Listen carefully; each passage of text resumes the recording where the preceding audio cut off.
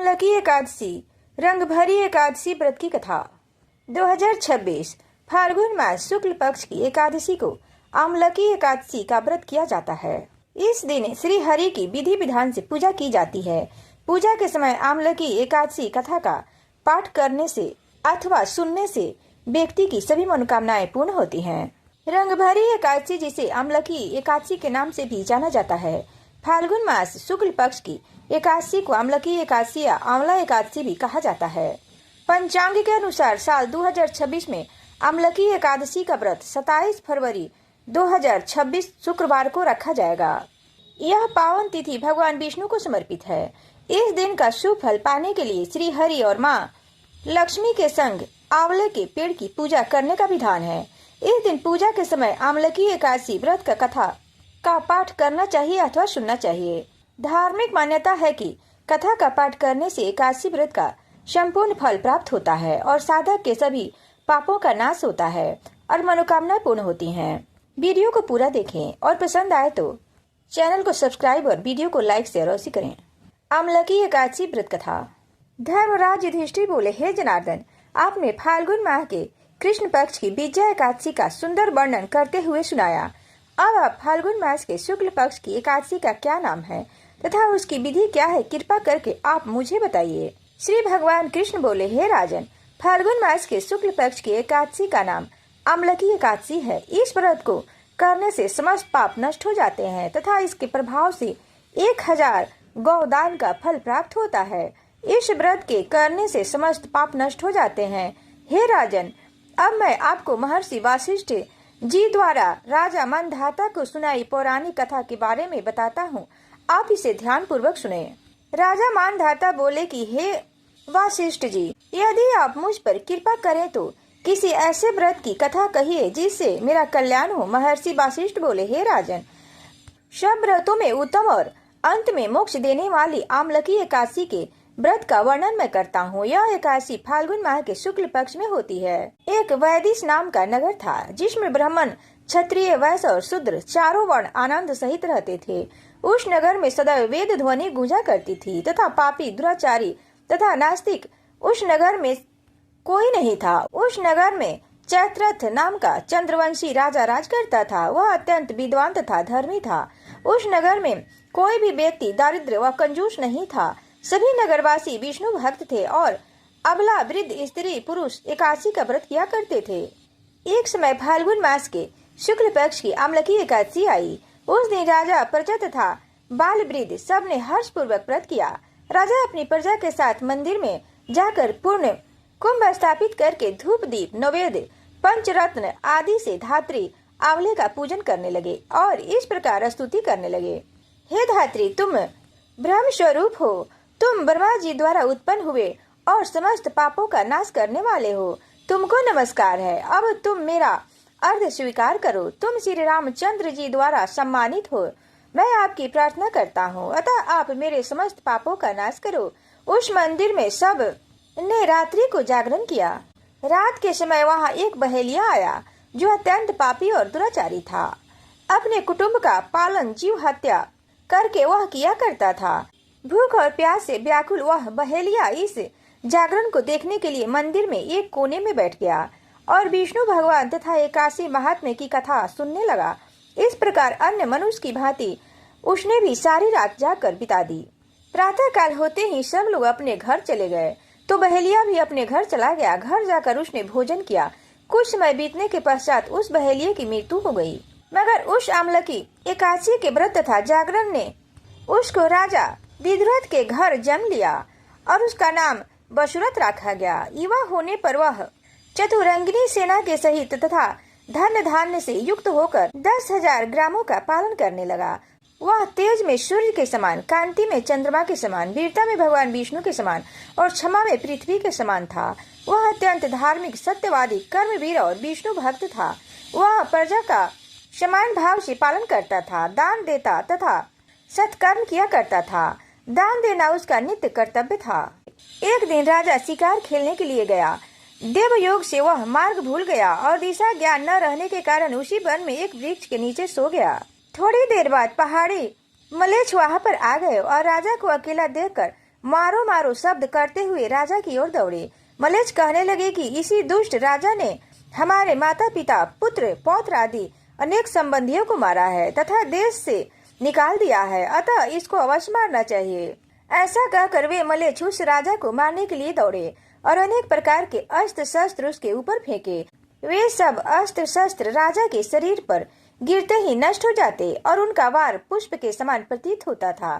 अब उन मलेच्छों ने जो भी प्रहार करते वे अस्त्र शस्त्र उल्टा उन्हीं पर प्रहार करने लगे, जिससे वो मूर्छित होकर गिरने लगे। उसी समय राजा के शरीर से एक दिव्य स्त्री उत्पन्न हुई। वह स्त्री अत्यंत सुंदर होते हुए भी उसकी भ्रीकुटी टेढ़ी थी। उसकी आंखों से लाल लाल अग्नि निकल रही थी, जिसे वह दूसरे काल के समान प्रतीत होती थी। वह स्त्री मलेच्छों को मारने दौड़ी और थोड़ी ही देर में उसने सब मलेच्छों को काल के गाल में पहुंचा दिया।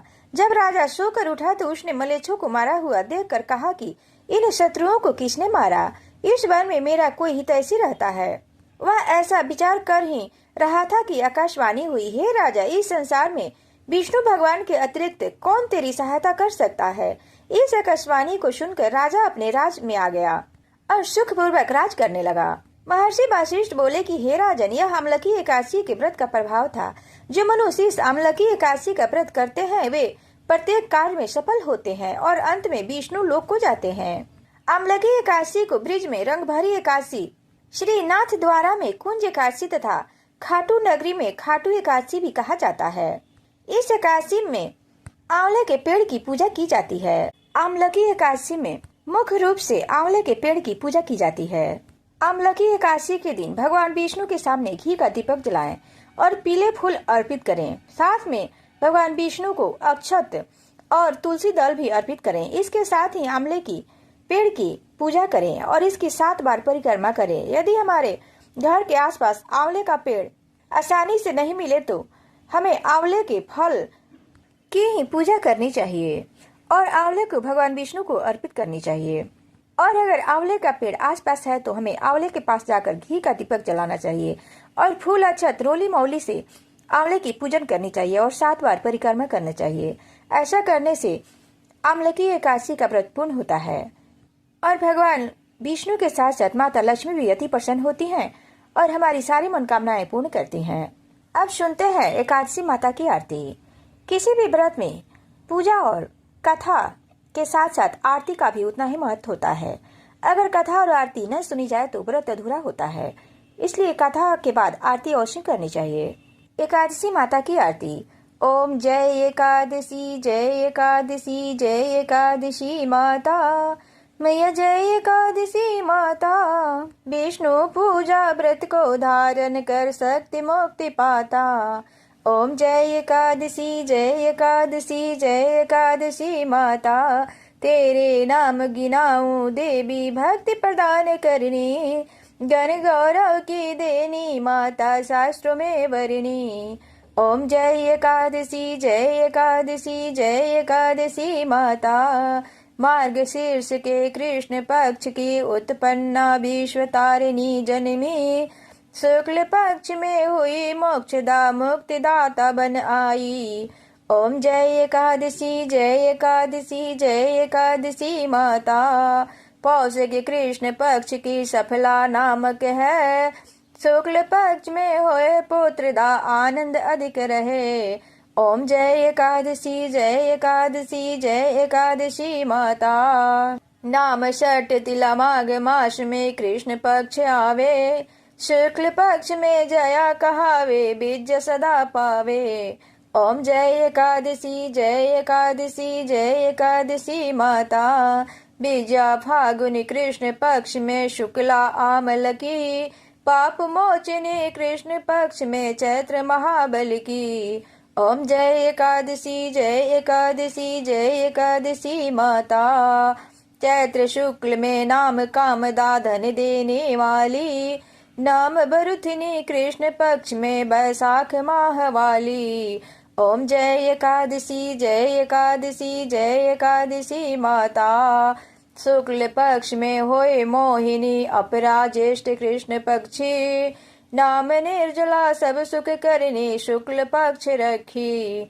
ओम जय एकादशी जय एकादशी जय एकादशी माता। योगिनी नाम आषाढ़ में जानो कृष्ण पक्ष करिनी। देवसैनी नाम कहायो शुक्ल पक्ष धरिनी। ओम जय एकादशी जय एकादशी जय एकादशी माता। कामिक श्रावण मास में आवे कृष्ण पक्ष कहिए। श्रावण शुक्ल होए पवित्र आनंद से रहिए। ओम जय एकादशी जय एकादशी जय एकादशी माता। अजा भाद्रपद कृष्ण पक्ष की परिवर्तनी शुक्ला। इंद्राश्विनी कृष्ण पक्ष में व्रत में भवसागर निकला। ओम जय एकादशी जय एकादशी जय एकादशी माता। पापांकुशा है शुक्ल पक्ष में आप हरण हारी। रमा मास कार्तिक में आवे सुखदायक भारी। ओम जय एकादशी जय एकादशी जय एकादशी माता। देवोत्थानी शुक्ल पक्ष की दुखनाशक मैया। पावन मास में करो बेनती पार करो नैया। ओम जय एकादशी जय एकादशी जय एकादशी माता। परमा कृष्ण पक्ष में होती जन मंगल करिनी। शुक्ल पक्ष में होए पद्मिनी दुख दारिद्र हरिणी। ओम जय एकादशी जय एकादशी जय एकादशी माता। जो कोई आरती एकादशी की भक्ति सहित गावे। जन गोर्दिता स्वर्ग का वासा निश्चय वह फल पावे। ओम जय एकादशी जय एकादशी जय एकादशी माता। मैया जय एकादशी जय एकादशी जय एकादशी माता। सब बोलो प्रेम से विष्णु भगवान की जय। एकादशी मैया की जय। लक्ष्मी नारायण की जय।